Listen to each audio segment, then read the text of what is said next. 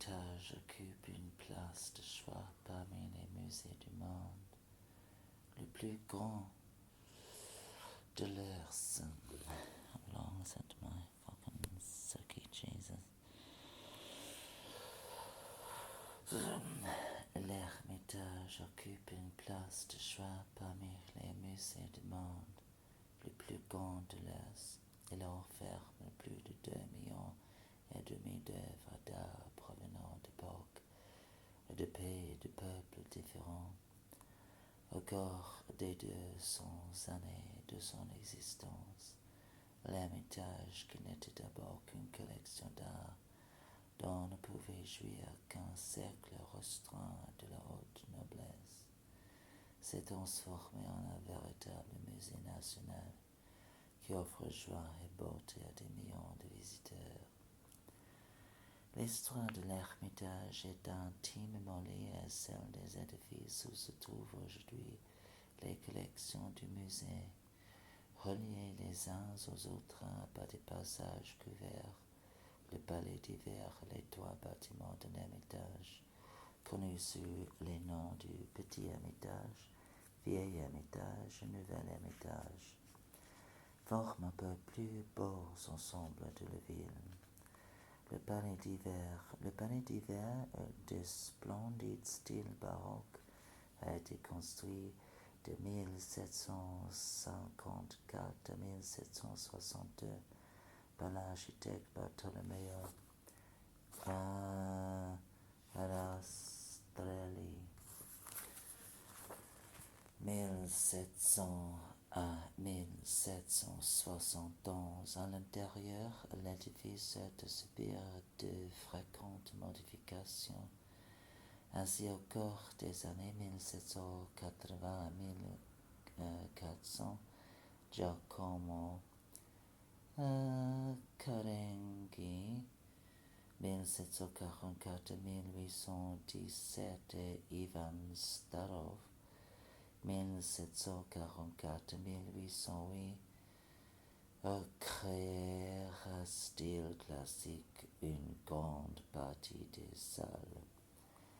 Ces remaniements se poursuivirent au cours des 30 premières années du XIXe siècle sous la direction des architectes Carlo Rossi, 1775 à 1849, et Auguste Montferrand, 1786 à 1858.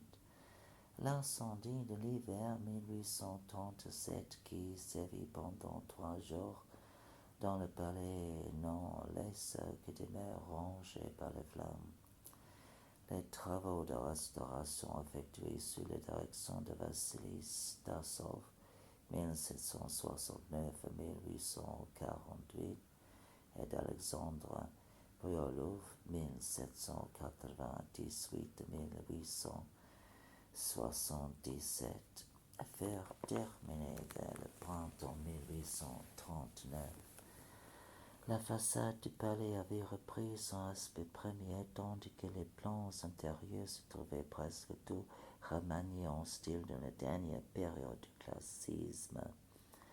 Pendant plus d'un siècle et demi, le palais d'hiver servit de résidence au tsar, puis durant quelques mois du siège au gouvernement provisoire.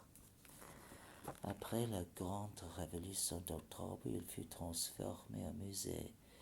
Le grand escalier du palais d'hiver, par le vestibule de l'entrée donnant sur le quai du palais, nous accédons à la galerie Rastrelli qui vient aboutir au grand escalier du palais d'hiver.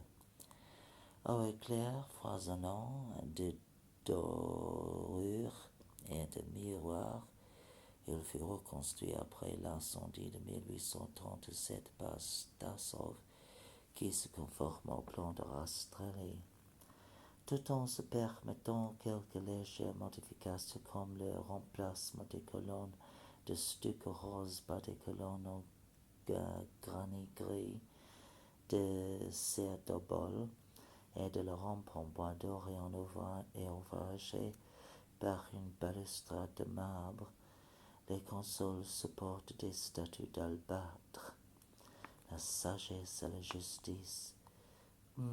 Les saints œuvrent à terre bénéve.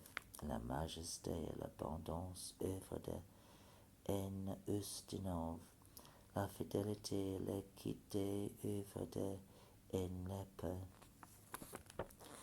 Mercure, œuvre de Manuelov et la muse, œuvre d'Hermann. Dans la niche centrale du palier inférieur se trouve une statue de marbre, œuvre anonyme du XVIIIe siècle, l'allégorie de l'État, la souveraineté, la plafond du XVIIIe siècle représente les deux dieux de l'Olympe. La fondation de l'Ermitage au Pampo date de la fondation de l'Ermitage l'année 1764. Année où le palais s'enrichit de 225 tableaux achetés chez Gotskowski, commerçant de Berlin qui avait rassemblé une collection pour le roi de Prusse, Frédéric II. Les revers de la guerre de 7 ans ayant complètement épuisé les finances royales de la Prusse, la collection échut à l'impératrice de Russie Catherine II. Ce premier lot fut suivi de nouvelles et nombreuses acquisitions faites de l'étranger et provenant de différentes ventes. 1769, la collection de tableaux de Brûle en Saxe, 1772, celle de Cranzin en France, 1779, celle de Walpole en Angleterre, etc.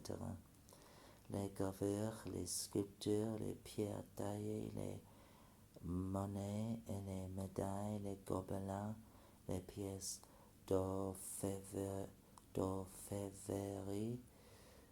s'ajoutant aux peintres, conféraient aux collections de l'Ermitage une variété, une envergure exceptionnelle. Les trésors de l'Ermitage, à cette époque musée du palais, étaient considérés comme la propriété personnelle de Catherine II. Elle y fait allusion dans une de ses lettres où elle déclare qu'elle est seule, avec les souris, à jouir de toutes ses richesses. Oh, how fucking retarded. Maybe